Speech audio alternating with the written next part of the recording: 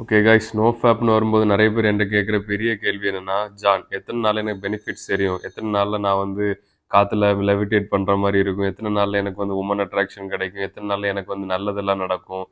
So எல்லாம் எனக்கு புரியுது. ஸோ நான் நோ ஃபேப்பில் என்ன சொல்கிறேன்னா, நீங்கள் நாட்களை எண்ணாதீங்க. ஒவ்வொரு நாளையும் ஒர்த்தாக்குங்க, எண்ண வைங்க. So don't count the days, make the days count. அதான் இந்த வீடியோ. ஸோ நிறைய பேர் சொல்லுவாங்க 300 நாள், 380 நாள், 400 நாள், 481 நாள், 39 நாள். ஸோ இதெல்லாம் எதுக்கு? வெறும் டேஸை மட்டும் கவுண்ட் பண்ணி என்ன பண்ண போறீங்க? அதுவே ஒரு ஜெயில் மாதிரி. ஸோ வெறும் டேஸ்க்காண்டி தான் இதை பண்ணுறீங்களா? உங்கள் நல்லதுக்காண்டி இதை பண்ணலையா? உங்கள் க்ரோத்க்காண்டி இதை பண்ணலையா? ஸோ நான் எதுக்குன்னு சொல்கிறேன், சப்போஸ் டேஸ் வந்து கொலாப்ஸ் ஆகிட்டுன்னு வச்சுக்கோங்க. ஸோ அதோட விளைவு என்ன? எல்லாம் போச்சு.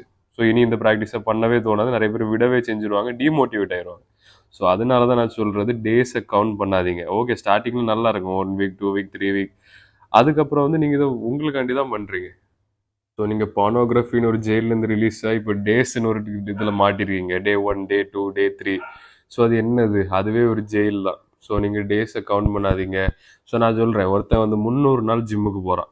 ஓகே, 300 டேஸ் தவறாமல் ஒர்க் அவுட் பண்ணுறான், நல்லா சாப்பிட்றான், நல்லா டயட் பண்ணுறான். அவன் வந்து ஒரு நாள் போகலை, ஒரே ஒரு நாள் போகலை. ஸோ அவனோட ப்ராக்ரஸ் எல்லாம் லாஸ்ட் ஆகிட்டா? இல்லை, கண்டிப்பாக இல்லை. அது எப்படி ஒரு நாள் போகத்தோடனே அவனுக்கு அவ்வளோ ப்ராக்ரஸும் போகும்?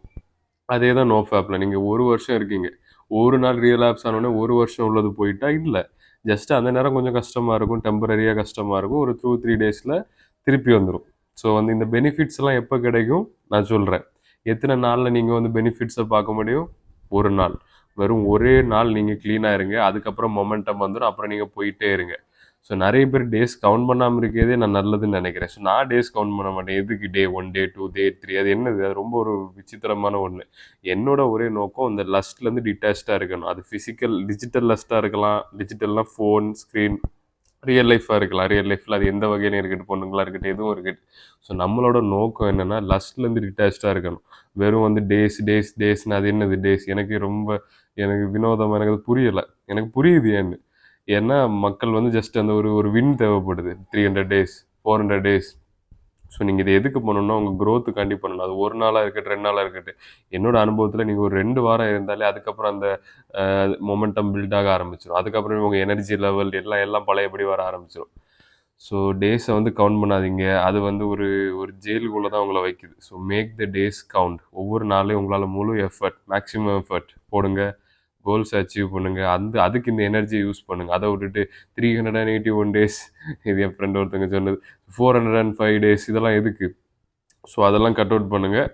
நீங்கள் வந்து உங்கள் கோல்ஸ்க்காண்டி இந்த எனர்ஜி யூஸ் பண்ணுங்கள். ஒவ்வொரு டே, அதாவது இப்போ டே 1 இருந்தால் கூட, டே 300 இருந்தால் கூட, அந்த டேயை வந்து ஒர்த் ஆக்குங்க. அந்த டேயை வந்து கவுண்ட் பண்ண வைங்க. அதான் make the days count. So ஒவ்வொரு நாளும் உங்களோட முழு எஃபர்ட்டை போட்டு உங்கள் ஹேபிட்ஸை டிக் அடிங்க, பாக்ஸஸை டிக் அடிங்க. அதுக்காண்டி பண்ணுங்கள். வெறும் டேஸ்க்காண்டி நீங்கள் இதை பண்ணீங்கன்னா, நான் 4 டேஸில் இருக்கேன், 5 டேஸில் இருக்கேன், இப்படியே சோஃபாவில் உட்காந்து யோசி ரீலாப்ஸ் பண்ணிடுவோம். ஸோ நான் சொல்கிறேன், டேஸை இப்போவே உங்கள் மைண்ட்லேருந்து இந்த டேஸ் எடுத்துருங்க. ஜஸ்ட் அதுக்கு பதிலாக, ஓகே இன்றைக்கி நான் என்ன பண்ணணும், இன்றைக்கி என்னோடய கோல்ஸில் என்ன ஒர்க் பண்ணணும், நான் நாளைக்கு இப்போ இன்றைக்கி எப்படி 80 கிலோ ஆகணும், இன்றைக்கி டயட்டு ஒர்க் அவுட்லாம் கரெக்டாக இருந்தால் தான் அடுத்த வருஷம் நான் 80 கிலோ ஆக முடியும். அப்படி எனர்ஜியை வந்து அதில் செலவழிங்க. டேஸில் போச்சுன்னா கடைசியில் அது வந்து நீங்கள் அதையே யோசிச்சுட்டு இருப்பீங்க. பெஸ்ட் நோஃபாப் ட்ரிக் என்னென்னா, அதை பற்றி மறந்துடுங்க. அதுதான். இது ஒரு நோஃபாப் வீடியோ, ஆனால் நான் சொல்கிறேன், நோஃபாப்ங்கிறது வந்து ஒரு ஜெயில் மாதிரி. அதை பற்றி மறந்துடுங்க. அதில் இருக்க ஹேபிட்ஸ் எல்லாம் எடுத்துக்கோங்க, அதை என்ன எப்படி பண்ணணும்னு தெரிஞ்சுக்கோங்க. ஆனால் டேஸை மட்டும் எண்ணாதீங்க. ஓகே கைஸ், கூடிய சீக்கிரம் என்னோட நோஃபாப் கோர்ஸ் ரிலீஸ் ஆக போகுது. நோஃபாப்பை விட செக்ஷுவல் டிரான்ஸ்மியூட்டேஷன் கோர்ஸ். அதாவது இந்த எனர்ஜியை வந்து நம்ம யூஸ் பண்ணி எப்படி நம்ம வாழ்க்கையில் நம்ம கோல்ஸ் எல்லாம் அச்சீவ் பண்ணணும், ஹையஸ்ட் வெர்ஷனாக எப்படி மாறணும்னு கூடிய சீக்கிரம் ரிலீஸ் ஆக போகுது. யாருக்கு அது ஏதாவது டவுட்னா கீழே கமெண்ட் பண்ணுங்கள். Okay guys, all love.